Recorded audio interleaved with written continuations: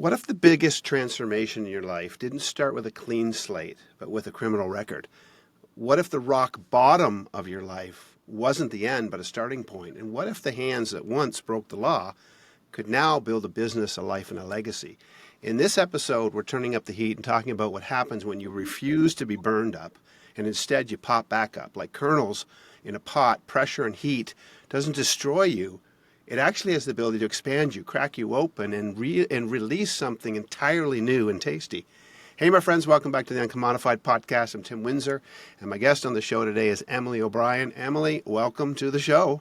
Hello, Tim. Look at us, 8 p.m. We are going to have, you know what? I'm recording this past my bedtime, just so you know, for you, Emily. So all Me bets too. are off. I don't know where this is going to go because normally I'm in bed by 8 o'clock. I'm old. But we're going to have some fun with this. So listen, let me introduce Emily to your listeners. Emily is the founder of a company called Comeback Snacks, who, by the way, I received some of Emily's product for a Christmas gift last year. And by amazing product, if you've never found it, you got to find it. I'm sure she'll tell you where. It's a mission-driven popcorn company that she launched after being incarcerated to help others turn second chances into success stories. She's a passionate advocate for reintegration, for redemption, and for reshaping the narrative around incarceration, can't even say the word, I haven't even had a drink yet, and entrepreneurship in Canada. But of course, this is an uncorked conversation, so I always like to uncork a drink with my guests. Emily, what are you drinking tonight? I have some Poppy. It's a lemon lime soda with a little, Pepsi actually just acquired this for billions and billions of dollars. So it's a CPG major success story, but it's also really good because it's got apple cider vinegar in it. So look at that. You're drinking that. I'm going to have a non-alcoholic beer tonight is what I'm going to have because I did a podcast last night. Uh-oh. That was not good. You're going to cheers the camera? Yeah, cheers. Cheers to you. I just got my beer all over my leg, but that's fine. I'll be fine. Oh, leg beer. We love those. It happens. It happens. All right, Emily, I think this is going to be a fun conversation. So this should be very interesting. So, Emily, you've got an amazing story, obviously. And my macro question that I'd like to explore with you, and we'll find out your story along the way, is I would love to know what your journey is teaching you about yourself along the way, what it's teaching you about others, and how has your second chance that you have received, how is it benefiting you and others along the way? So, okay, Emily, we got to understand this. You start a popcorn company while you're incarcerated. This is not a typical business plan. No, but prison wasn't really a typical life plan either. Mm-hmm. Yeah. So, did you take market share from another popcorn company and they put you in jail, or how do you end up in jail, Emily? I ended up in prison. Definitely was never on my life plan. I went to university, did a kind of the whole 9 yards in terms of trying to build a career path and everything like that. Family went through difficult times, struggled with substances to cope, and went from, I was always a drinker, like in university. I was celebrating, university. But that took a turn for the worse when it went from like celebrating to medicating. And I found myself in not just like drinking, but also cocaine use. And I was living in Toronto, so it wasn't that big of a deal. It wasn't, no one really cares. Like it's a party drug. Like, like it's not like condemned or anything like that. You know what I mean? Yeah. So it was very easy to hide celebrating, but I was actually hide medicating, but celebrating.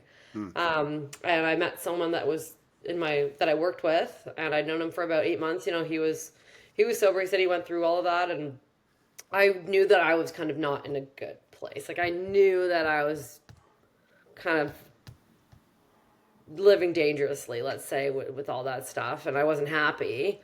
So he was sober, so I actually hung out with him a lot, and you'll read some articles that say he was my boyfriend. He wasn't my boyfriend. He was more like a close friend. Like there was no like physicalness to this at all. But he was someone that I really knew and trusted, and he invited me to go on a trip, and we go on to this trip, and 3 days in, he's like, did you really think this trip was all fun and games? We're here to work. And went from, this person that I thought I knew to a completely different person, like a demon. And turns out when he booked the tickets, he'd sent my passport to these people that he owed money to. I guess he was actually in a lot of debt. Wow. And, I traveled a lot. I had extensive travel history, so he knew that I was struggling with substances, so maybe thought, easy mark, and I guess I was, and I don't regret that, like I don't regret trusting someone. I'm not going to live my life not trusting people. Especially, there's people that do deserve it, right? So it's just like, Yeah. I don't feel bad that I made a mistake on that. I feel bad that maybe I didn't recognize things sooner, but hey, we're here today for a reason. That's true. So That is anyway, true. I got arrested at Pearson International Airport with 2 point something kilograms cocaine strapped to my body. And then I pled guilty and served a 4-year sentence in Grand Valley Prison in Kitchener, Ontario. Oh, so you know what? Like literally 5 minutes from my house. Oh, good. So we were neighbors. Yeah, we were neighbors and we didn't know it. See, I didn't realize that. Okay, so let me just track here with you. So you go away, you think you're going on a little trip. Unfortunately, this trip goes a little bit sideways. You obviously are required to, however this works. You now come back and now you're carrying cocaine. You get arrested. You plead guilty. You go to jail, and now you're in jail. So your life has gone in a massively different direction than you expect. Mm-hmm. And now you're in a situation where you're in free fall, different world. So where does your journey now start intersecting? Where does that past journey start intersecting with where your future is now and where it's taking you? So my past journey, so how did this all start? This whole Yeah, idea? so you end up in jail. That's now your past, and now you're in there. Yeah. And now you're starting to figure out what's the future going to look like. Mm-hmm. So, I mean, do you now you own a popcorn company, which is awesome. And by the way, the branding line of your company is brilliant. That was For born those behind bars, Yeah, Take- and I believe the branding. I remember when I got the popcorn. I think it said "So good it's criminal." Made with conviction. Made with conviction. Made with As conviction. well. All right, Two made with great little conviction, and so good it's. These are very brilliant things. So, okay, so how does this work? You get out and start a company, or you start this idea in jail? So I had to spend 2.5 years on house arrest before I even went to jail. And the first year of that was very, very dark. And I was in this emotional anguish. I was very depressed. I couldn't really leave my house. I couldn't talk about the case. And that I knew that person wasn't me. But I also knew that, there was consequences for actions. But I just got very tired of living in this emotional anguish. And because I looked at old pictures, because I was at my mom's house and we'd look at old photo albums together. And it's I knew that I was a good person. And so all these things that were being said about me, by people that I knew that I didn't know, that I was this horrible person. I just knew that it wasn't true, and people telling me my life was over. And so I was you know what? That really pissed me off. So I was I think it was definitely some spite, because I was you're not going to look at this. I was 25 years old. There's 365 days in a year. One day out of 365 years out of 365 days out of living 25 years. That one thing is going to determine my whole future? No way. Absolutely not. Yeah. And so what I kind of developed this mindset before prison that I was going to do something. People are write a book, and I'm what? No one wants to hear about some girl who smuggled drugs and wrote a book. I didn't fucking. Oh, sorry. I was I didn't do anything. I haven't accomplished. You don't anything. have. By the way, you don't have to be sorry. That's common language on the UNCOMMODiFiED. Oh, okay. That's all fine. We have an explicit warning just in case on all of our Parental episodes. advisory. Yes, we do. Just my in little case. business CD in grade Just 8. in case. Yes, it's fine. And yeah, so I developed this I'm going to prove myself, prove other people, prove myself right, and prove other people wrong. I didn't know what that was going to be, but I also knew it couldn't have just happened to me. I was how is this not happening all the time? And then when I got to prison, I realized that a third of the women in there were in situations just like me. Wow. Yeah. And popcorn actually started from inside prison, because I knew that, yeah. So you're making popcorn in prison. Yeah. Okay, so popcorn starts in prison. When do you start saying, hey, you know what, this could be my future business? When does that cross your mind? I knew that it was going to be my future when I was in prison. I had this little book, and it was a book that I got from the chaplain. Yeah. And I still have it to this day, and it's called Pop Thoughts. And it's all my goals and all the things that I want. I put something in there called Pop Stock. Eventually, I want to have my employees be able to own stock in the company. So I have longer term goals and shorter term goals and flavors. And so I began to kind of see where I wanted this to go, with the flavors, with the hands that it was going to be in. the stores that it was going to be in, but also being able to hire the formerly incarcerated. Because when I got in there, I didn't meet people that broke the law. I met moms, I met artists, I met um, like I don't think I met many doctors in there, but I met women and people in there that had Yeah. skills, had talents, were completely capable of contributing well to society and the economy as well. And it's just very difficult to do that because you're just condemned even after you're done your time. And I was like, something needs to be done about this. And like, I've always been, I don't want to say like a workhorse, but like, I've always been stubborn. It's like when I see something that needs to be done, I want to do it. Hmm. And yeah, that was the one thing we had in common was like we all realized that we were in there for a reason. Not everyone. I mean, there's also a lot of mental illness, unfortunately, in prison Sure. where it's like the person doesn't even know what they're doing. I'm talking about the people that realized they did something wrong and they wanted to rectify the situation for themselves and their families and Yeah. their reputations, right? So I was like, maybe I can start this popcorn company where I can hire people and prove that we are worthy of redemption and second chances, and we make really great employees, contrary to what people think. Yeah, and you know what? So it's interesting to me, first of all, because this circumstance that you obviously find yourself in, it crushes most individuals along the way. Obviously, for you, this thing that wants to crush you becomes the thing that sort of transforms you into something else, which is, it's interesting. It's almost like this. It's the metaphor in a sense of like the metamorphosis that happens in the chrysalis. You Mhm. know, you go from one creature to a totally different creature, but it comes through a time of being bound up. I mean, it's a very interesting thing. And the struggle out of the chrysalis, I don't know if you know this, but it's kind of fascinating scientifically. If you were to break open a chrysalis and try to help a butterfly emerge, they would die. And the Yeah. reason for that is they're strengthened through the struggle out of the chrysalis, and they need that struggle to strengthen their wings. And so you've got this struggle that, again, this binding up, this incarceration, you have limitations, and it could actually strangle the life out of you. But for you, it incubates life. It puts you in a Mhm. different place where you want to start moving forward.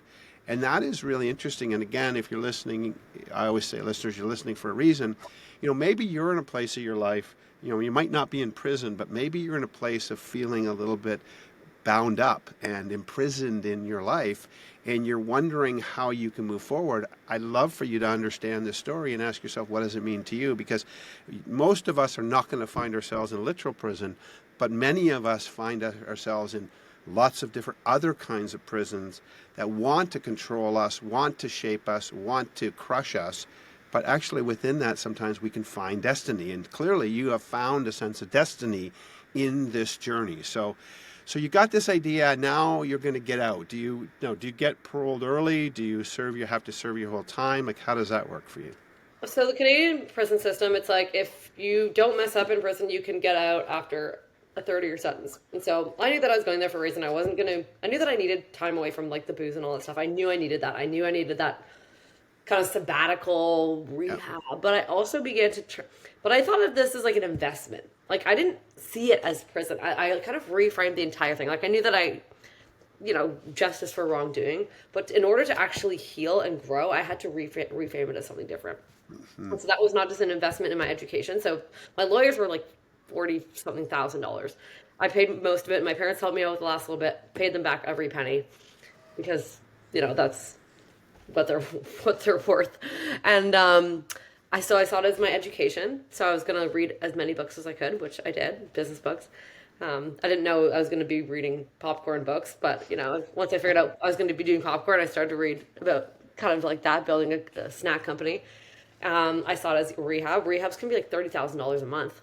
So it's like if I'm paying 50 grand for a whole year, that's great. And yeah, so I reframed it totally as that. So that's kind of how the whole mindset shift started. Where was I going with this? Do you remember? Yeah, yeah, I do remember. You were going to explain how you get as you get out. Yeah. How does this work for you? And by the way, I love the way your mind works because, and this is the secret to probably to your success. You obviously are in 1,000 places at once trying to figure out where you want to go. I love it. Yeah. Okay, and your energy and obviously and your passion is infectious, and I can't imagine that hasn't been critical in building your business because you obviously are a very passionate, articulate, and passionate woman who understands exactly who you want to be today and where you want to go. Mm-hmm. So, Yeah, no, and I knew that this was going to be a part of my life regardless. And my parents always like I knew that I was very lucky in the sense that I had great parents. But they deserved better. It wasn't the first time there had been an incident with drugs and alcohol. This was kind of like the thing that like I really needed to be like, okay, stop fucking around. Like do something really good with this. My dad said, Emily, this happens so we can do something really good with it.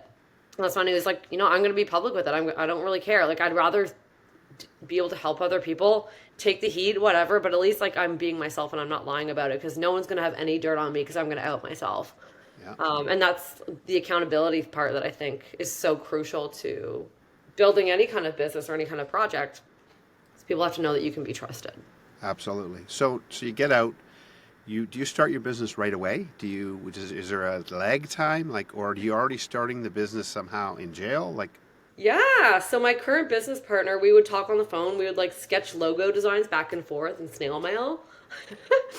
And I would call my mom on the phone and ask her to look up like business books on certain things. And then I would work with the Kitchener Library because they have a really good library program with the prison and check out those books. And so I began to kind of make it like a tailored list of like academic and stuff so I could kind of learn in there. I read 82 books. I also wrote letters to all of the authors. So I began to build this network of people that I wanted to associate with and wanted to know. And Wow. like I would, and everyone opens a letter if it's coming from a prison. Yes. It's like a secret marketing hack. Yeah. So Yeah. I met Dave Chilton. I wrote an article called The Relatively Wealthy Inmate, and it was all about how I managed my $7 a day budget. Oh my gosh.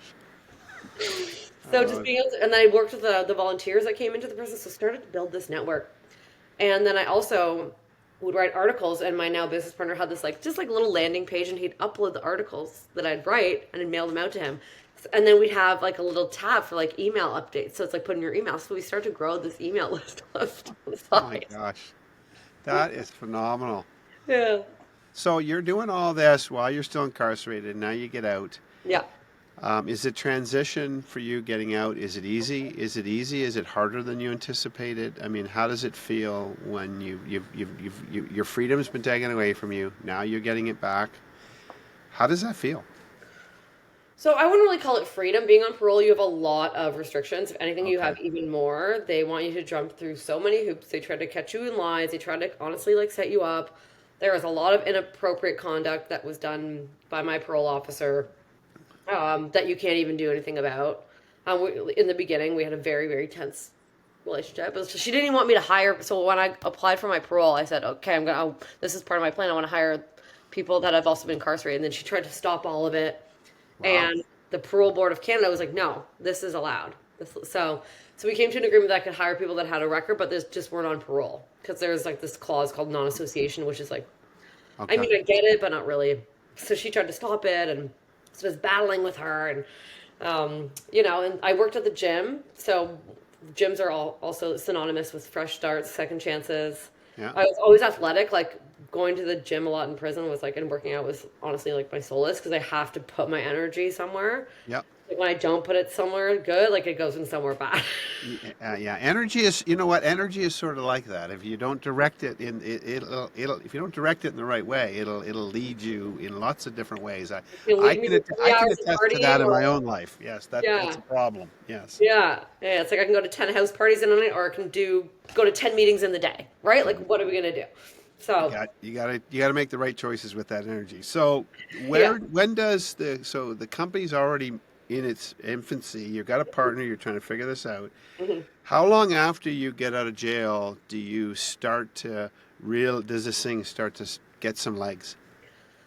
I would say after we found our manufacturing partner, it was actually during COVID. It was during COVID. Oh wow! Which is interesting, because I was an essential business. Food was an essential business. Oh, yeah. And so I'd always have popcorn in my car all the time. I could go around and make deliveries. And the business grew a lot during COVID because everyone thought they were in prison. So when I would deliver this popcorn, I was like, listen, I've actually been in prison and this is what you can do. You have to reframe it as freedom. It's like you're on recess, relax, Oh, my God. So I was able to build this really good customer base and actually help a lot of people that were really struggling during that time. And so that's when we grew. We kind of um, focused our product line on caramel. So we switched from Yeah. savory to caramel. We got a manufacturing partner, which extended our shelf life so we could be on more retailers across the country. And Yeah. then the growth because of the natural organic growth that came from the COVID deliveries. Now that is fascinating to me because it's like this theme. So you went to prison, you come out. COVID is this, as you said, this prison that's happening to everybody, particularly in our area in Canada. And now it's like this thread of connection in these moments, which is very, very fascinating, Emily. It really is. Yeah. So you start the business. It's starting to get some traction. You find a partner who can give you extended shelf life. Are you selling only in Canada? At the time, yeah, we started my first city was Hamilton, my first province was Ontario, and we just started getting distribution for out west 2 years ago. So that was because our distributor from Ontario, they're called the Neal Brothers, like they make the chips, but they also had a distribution company. So they took us on because Peter Neal, one of the brothers, went through a lot of mental health struggles, suffered a lot, and so he really resonated with my story and was like, I really want to help you build this. Calls me at 7 a.m. one morning. I'm driving because he's like all over the place. He's very energetic. He's great friend to this day. Has been awesome, and it's all connecting through the humanity, right? Like popcorn was almost secondary. I mean, it has to be good popcorn. You got to have a good product, but Yeah. you know, No, and I think a lot of business, frankly, the product is ancillary to the relationships and the human connection, which is a big part of business, obviously. So now you got this business. It starts to rock and roll from the very beginning. Are you intentionally building this business so that you also because you want to hire people who have records who are going to struggle to get a job? Is that an intention from the very beginning? from the very very beginning. But as we found our co-packer, we realized that like manufacturing, but we weren't going to be in the manufacturing world. We wanted to be in the brand building world, and so I had to kind of change the role of people from making popcorn in our little commercial kitchen now to like having marketing roles or doing store demos and stuff. And so but because of the structure of our organization, we're never going to own our own factory and like be this big thing with like a million people from prison. Or it's just impossible, especially in CPG world. You grow very slowly, right? When it comes to like that. So I was like, okay, so if I can hire people to come and do store demos, that's another thing that they do. But then I was like, I really wanted to do more. And so this year, I actually just launched the Comeback Catalyst program, which is an entrepreneurship program for people coming out of prison. And so they can learn how to launch their own company. It just literally launched in January. That's amazing. So tell me a little bit of that. So where's that functioning and how does it function? Yeah, so it's online. Okay. To start, like first year, the first cohort had 25 students, all from 25 students, and everyone in the program had been incarcerated or Wow. had a criminal record. And so I wanted to be able to teach people what I did with the popcorn using my skills. And I didn't I didn't have a lot of money, but like I was able to work with the community in all the ways that I connected that really helped build the business. And I bootstrapped it for the first me and my business bootstrapped it for the first 4 to 5 years. So you can, kind of create an income for yourself because employment is going to be hard to get. Correct. But it doesn't mean that you can't create a life for yourself. No, So for that sure. was, so that's something that is really growing the impact that we have. That's amazing. So you brought 25 students into the first cohort. Yeah. So do they pay a Free. fee? Are you funding Oh, this? How is free. this working? It's We free. got a grant. We got a grant from North Pine Foundation, and so Okay. their founders they have a specific arm for formerly incarcerated persons, and so that combined with like sponsors. So next year we want to apply to get startup stipends for each person because if someone can have like $1,000 just to start, that Yeah. could mean everything for someone coming out of prison because like you make $7 a day in there, right? So Yeah. it's still a risk, and we don't want people to. Obviously, we want people to have work, but we don't want to Right. encourage people to like give up everything you have to start your business, right? Because that's Correct. also not wise. No, so there's a prudency there. But I want to go back to something you said earlier because I really think it is a fascinating part of the story. So you find yourself in a position where you could have chosen never to trust another fucking human ever in your life. Okay, and to say that's it. I am going it alone. Fuck everybody else. Everyone's untrustworthy. And you could have adopted that, and a lot of people do when we get hurt, and our Hmm. trust is betrayed. It is so easy to react in a way that causes us to shut down and never want to trust again. But yet you find this ability, this amazing ability to say, I'm not going to let that thing control my ability to trust other people into the future because that's not healthy. That is really, really powerful Hmm. because that's a really hard thing to do because I mean we have that old adage, right? Once bitten, twice shy. Yeah. We have this adage. So now you're in a place where you're trusting. You got business partners. You got all this guy. You're trusting some people in your business, giving You them have to. opportunities. So I'm interested to know, of the people that you've trusted in your business, has anybody along the way betrayed that trust again, or have they primarily fulfilled the trust and held it sacred that you've given them? Everyone's been awesome. I can say every Wow. single employee that we've had has been great. They've had their own personal issues, but nothing Sure. has been done to me, and I'm very understanding of the barriers that people face coming out of prison. So if, people can't make it to work because they can't pay for the bus fare or something like that, it's like, or if someone, kind of has a relapse, like I get that. Yeah. Right. So obviously you still want to like run a robust organization, but you also have that lived experience. So how hard it can be sometimes even just to get out the door. Yeah. Right. And having that kind of like family relationship, that trust where they can trust you actually creates more loyalty and makes people feel safe. So. Well, again, it's such a really powerful story, and my podcast is all about this idea of being our unique selves and making unique contribution. I mean, uncommodified, and clearly you're an uncommodified individual, and you're running a very uncommodified business model and trying to figure it out. The entrepreneurship program, all these things that you're diving into are so powerful. So if people want to find your product, Mhm. they find it online, they find it in a store. How do they find it? So if you go to comebacksnacks.com, we have a store locator on there. Click shop, and you can find any store, and then you can also order it right online. Okay. Yeah, We can and order from you. We can find it in a store, yes, and I will attest, full disclosure, like it is insanely good.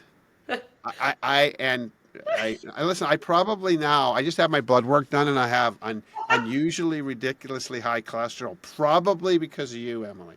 oh, It might be from you. No, I'm not. It's not from you. It's from other things, lots of other things. But that the I'll live a popcorn, the little. popcorn is amazing. So tell me now, also. So that's the business side. They can support the business by Sure. buying product, which is a great way for them to support this initiative and what you're trying to do. Now let's talk about the entrepreneurship program. So, are there ways that people could potentially partner with you or participate with you at all in that? What does that look like? Yeah, we're always looking for guest speakers for the programs, mentors. So each student is paired with a mentor. So anyone that basically we have like a whole pool of mentors. So people that are opening up certain businesses, we try to match them with someone that's worked in their field. Like we had this one guy, he started a roofing business, and we had a roofing mentor. So he's like helping him out with all these things that sometimes the internet can be a really confusing place. Yes. And just have all, as we know, like so much information. You're getting like different things left, right, and center. Whereas you have a mentor that can actually work with that person who's been through it, and like can help them cut the bullshit and Yeah. you know do all that stuff. So yeah, always looking for mentors, always looking for community organizations to partner with, even employers. Because a lot of the time these people are coming out of prison, and they want to start their business, but they also need work. So if there's Yeah. like any businesses out there that would consider hiring someone that maybe made a mistake but is really smart. Yeah, I totally agree. And I have my own family history. We've had several exposures to this world that we're talking about. And so I can attest firsthand that their redemption is possible, that things can change. I actually think that the same wily craftiness that sometimes gets us in trouble is the same wily craftiness that will actually help us succeed in business. Again, it's about applying that energy to the right thing. But the skills, I train salespeople for a living. I do a lot of other things, but salespeople can use their power for evil or for good. Yeah, Let's put it that way. It's the same. exactly. It's the same Yep. power.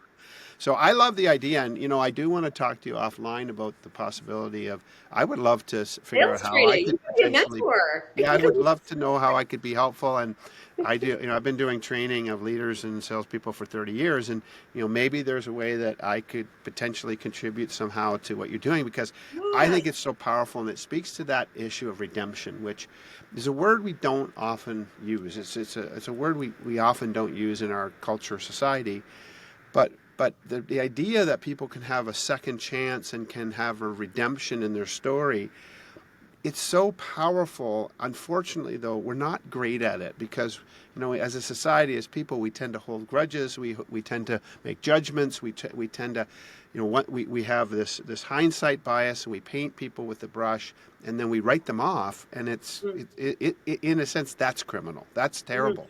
And Yeah. you're actually recognizing that that's not a good way to do it. We can have redemption. We can change things. We can change what this all looks like. And reintegration and getting people back into healthy environments where work. Because, if you think about it, the cycle's bad. I get out of jail. Nobody wants me. I can't get a job. I imagine I'm probably falling back into crime most times, not because I want to, but because I run out of options so quickly, I imagine, in this journey. Absolutely. Yeah, and then you give up hope, Yeah. right? But like there's so many organizations out there, and the US is actually leading the way, that once you give people like at that chance, it's like they will hold on to that. Pending they have like everything else. You also have to have a housing in place. You need to have like, your needs met, your basic needs met before you can like really thrive in a role, obviously. Yeah.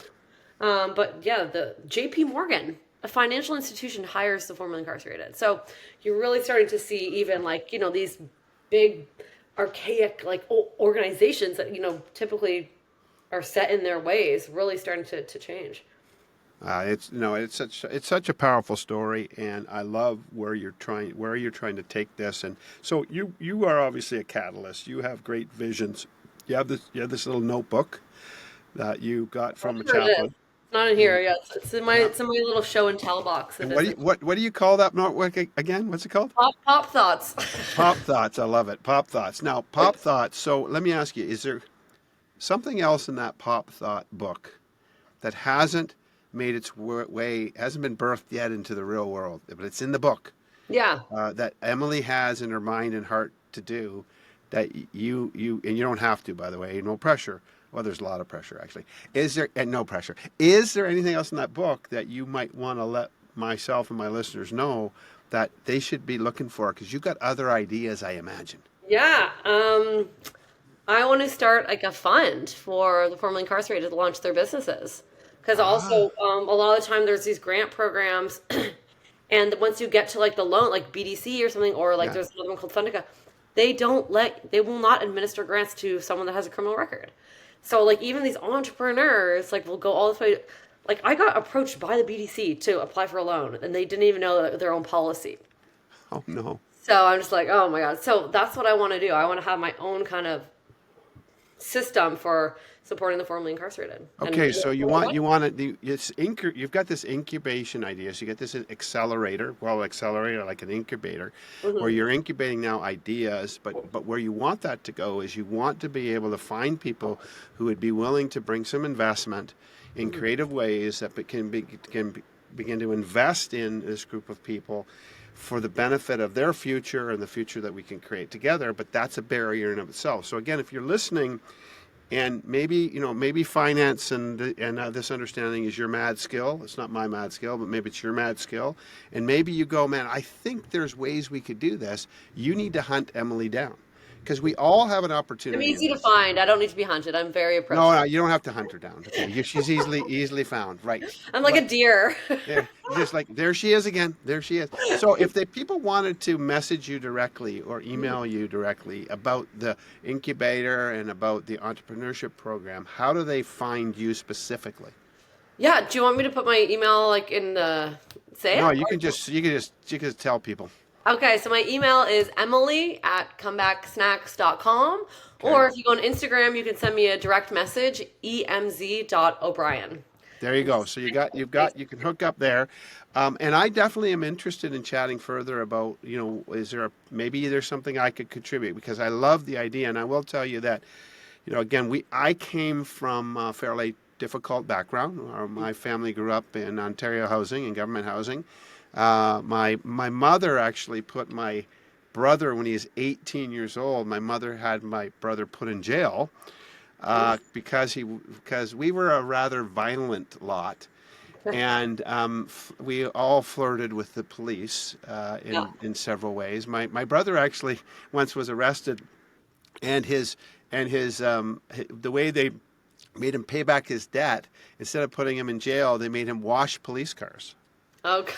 in Kitchener-Waterloo. Well, But my other brother, he can start a detailing business now. yeah, exactly, and he turned out to be a great man. And it's interesting because my brother, who my mom put in jail because he had put his fist through every door in our house, and left him in there for a little bit, and then he eventually got out. On my mother's deathbed, so when my mother passed away in 2012, and I think this is the power of sometimes of the impact when you come to grips with your behavior and it hits you in the face and you have an opportunity for redemption. And on my mom's deathbed, my mom said to my brother Terry, I want to apologize to you for something. And he said, what's that? And she said, I'm sorry I put you in jail. And he actually said to her, it was such a powerful moment, he said, Mom, that changed my life. Yeah. That event changed my life. It caused me to ask myself who I was going to be. It was a moment of opportunity. And his life is fundamentally different now, but it wouldn't have been. In fact, I don't even know if he'd be here still based on the trajectory of his life. So I think sometimes these moments of incarceration, whether it's a metaphor in our life or whether it's a physical incarceration, they present opportunity if we choose to find opportunity in them. Clearly, you have found opportunity. Clearly, you're finding other people who are asking themselves, how do I use this and change the trajectory of my life? Because at the end of the day, there's no difference between myself or anybody who's in jail. The only difference is, frankly, some days I'm a little bit more crafty about not getting caught. But you know what? We all have our stuff in our life that we have to deal with. Absolutely. So it's a powerful story. So I'm going to give you the last word here. So if you're going to challenge, I'm going to give you two people groups to challenge. So one, somebody who is totally fucked up in their life and is enduring the punishment of it and wants to find redemption. What would you say to them? What would be the hopeful message that you would give to them? Good things take time. It's a great message. Great Forgiveness message. isn't easy. Like, forgiveness isn't granted. Yeah. Sometimes we might not even get it, but that doesn't mean that you have to work hard to rectify your own life and things that you've done. Wow, that's very, very wise. Now, what would you like to say to people who could potentially enable someone who has been incarcerated to find a new future by giving them a second chance? What would you say to them? Listen to their stories. Don't, it's not about the crime. Like, listen to their stories and what they went through before, and you'll find the human there. Wow. Very powerful wisdom. I love it. So listen, again, if you listened in, you listened for a reason. I appreciate it. Emily, thanks for your time. Again, do me a favor. As you contemplate this conversation, listeners, and depending on what you want to do with it, DM me or email me at tim@uncommodified.com and let myself and maybe Emily know what you're doing with this conversation and how you're moving in a way that could be transformative for you and others, how you're breaking free from the prisons that you might be in, and how you're actually helping other people find a new future. That's the power of this story. I love it. Emily, thanks for your time. Thanks for listening. Cheers.